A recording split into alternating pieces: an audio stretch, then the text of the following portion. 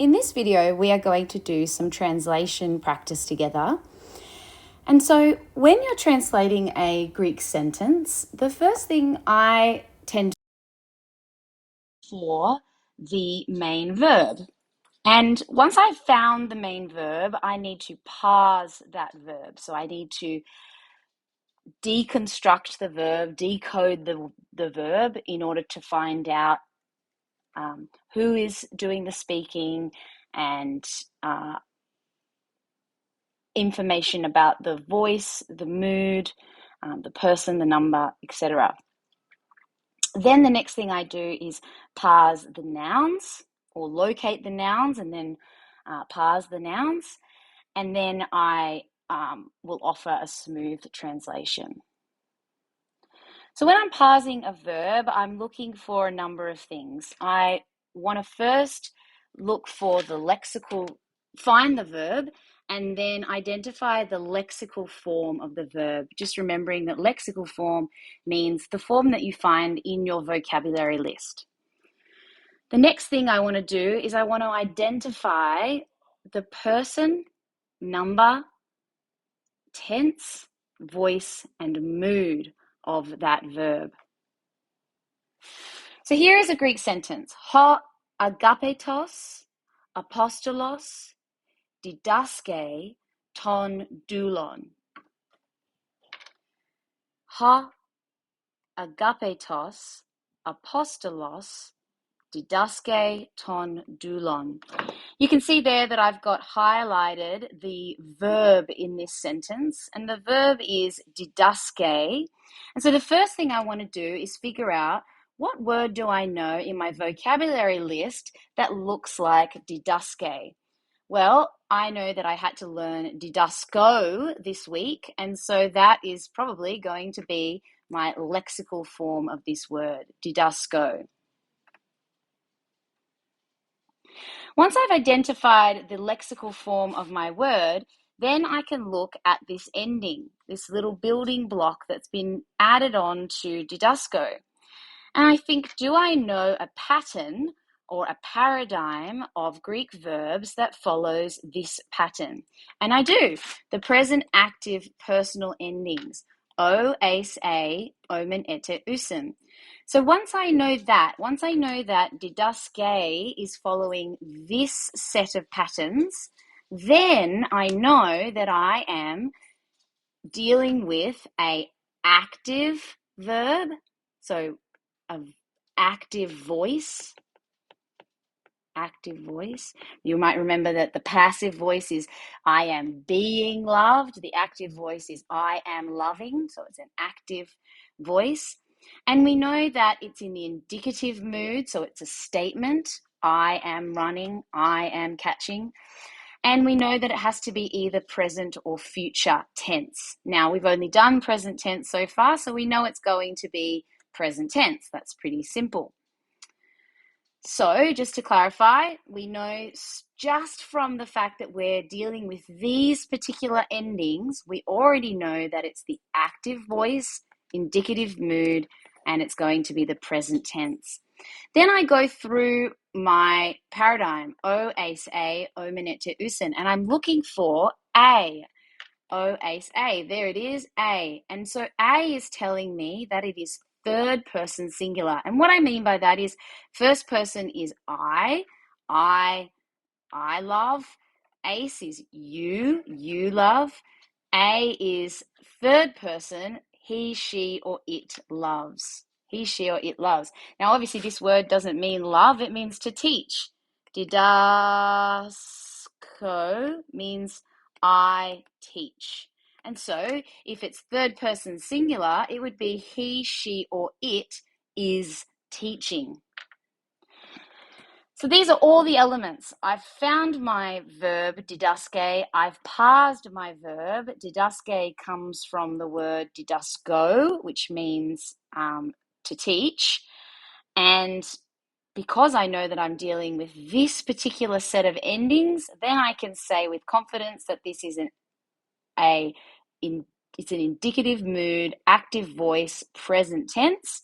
and it's third person singular. So it's a third person singular, present active indicative from didasco, meaning he, she, or it teaches.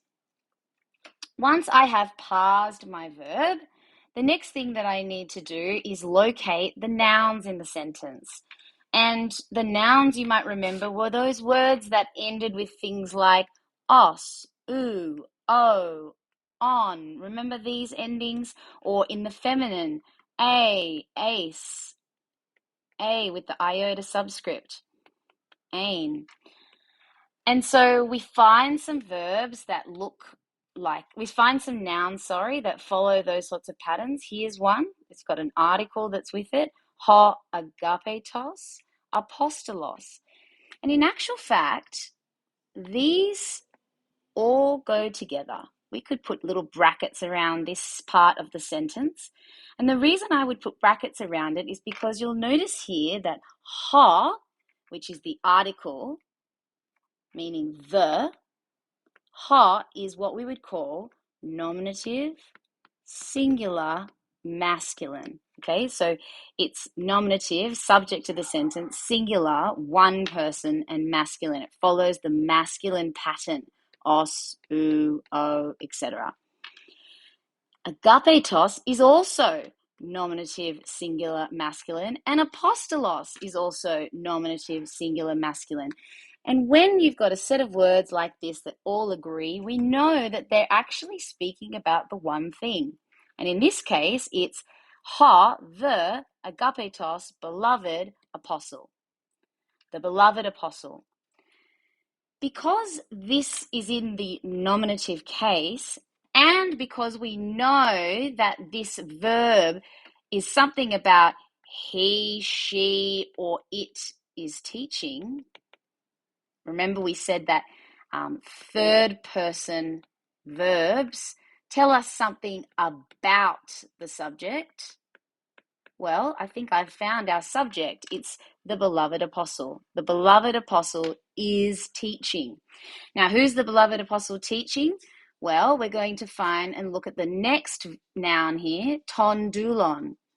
If you think back to your nouns and how they decline, this comes from doulos, and it would then decline doulos, doulou, doulo, doulon, which means that it has to be in the accusative case. And do you remember how the accusative case is like a target? The accusative case is like a target, and it's what the verb is aiming for. The verb is aiming for the thing that is in the accusative case. Now that I have parsed all my words, I've got a rough translation, the beloved apostle, he teaches the servant, I can now offer a smooth translation, which is the final step. The beloved apostle teaches the servant, or the beloved apostle is teaching the servant. Let's do another one. We're first going to identify our verb. This is our verb, blepo, blepo. Now, blepo is actually, in its lexical form, blepo. And you might remember that in its lexical form, verbs always appear using their primary form. So that would be first person singular, present tense. That is exactly the form we've got here. So we know that blepo in our lexicon or in our vocabulary list means I see, and that's exactly the form we've got here, I see. I also know that it means I see because I know that this is following the endings that I've learned this week. O, ace, a, omen, ete, usen. O is the first person singular. It is present tense. It is using the active voice. And this is the paradigm that we use for primary indicative. primary indicative verbs. So it's a statement. I see or I am seeing. Then we need to look for our noun. So the subject is I.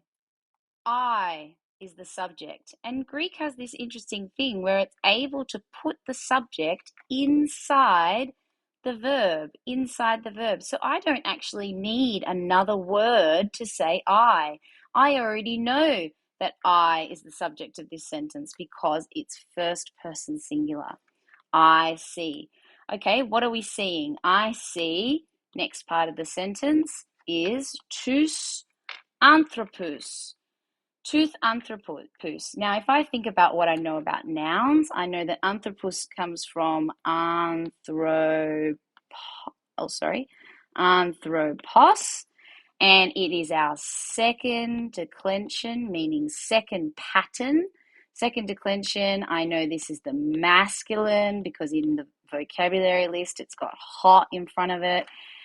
And if I go through that chart, I remember my endings are os, u, o, on, oi, own, ois, us.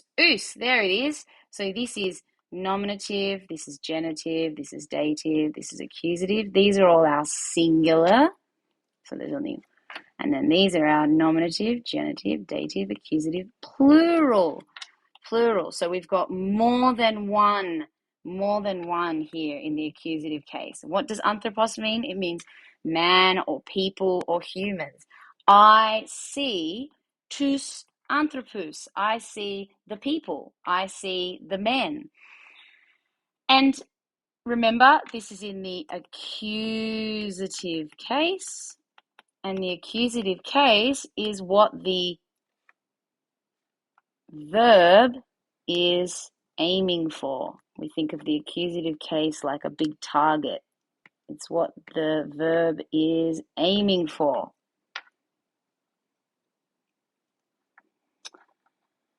Next one, let's do a question. Now, I know this is a question because look here.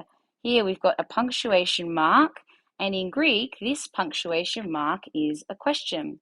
Now, when I'm translating a question, what I normally do is translate it as though it's a statement, and then I turn it into a question. That's something that I find helpful. So let's do that. We'll start by finding our verb. Krines is our verb. Krines. It comes from the word krino, and it means I judge or I condemn. Krino. And so again, this is the root of the word, and this is our building block. This is what's been added on. This is what's been changed or inflected in the verb. So I need to think, where do I know this ending, ace? Well, again, it's our primary personal endings. O, ace, a, omen, ette, usen. There it is, ace, second person singular. You are judging. You are judging. You are judging. Okay, let's keep going. Now we'll locate our nouns. You are judging ton adelphon. Now you might be tempted to think to yourself, oh, ton adelphon. Adelphon I know means brother. Adelphos means brother. Maybe he's saying the brother is judging. But no, it can't be the brother is judging because what case is this in? Os, u, o, on. It's in the accusative case. The accusative case is the target. It's what the verb is aiming for. This can't be the subject. So it's you are judging the brother. You are judging the brother. But we've got another word here. This here is in the genitive case, and it comes from the word su, and this word means of you. So it's actually saying you are judging your brother. You are judging your brother. But we know that this is a question.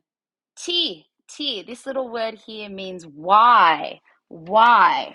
And of course, we know because it's a question that makes sense. And so the translation would be, why are you judging your brother? Question mark. Why are you judging your brother? Question mark. I started off by translating the main verb. Then I found the item that was in the accusative case. This all went together. That was in the accusative case. I first translated it as a statement, you are judging your brother, and then I was able to turn it into a question at the end. Why are you judging your brother? Again, the subject of the verb is you. And again, with Greek, we don't need to actually write the word you. We already know that you is the subject of this verb because Greek is very economical and it can fit a lot of information in one little word.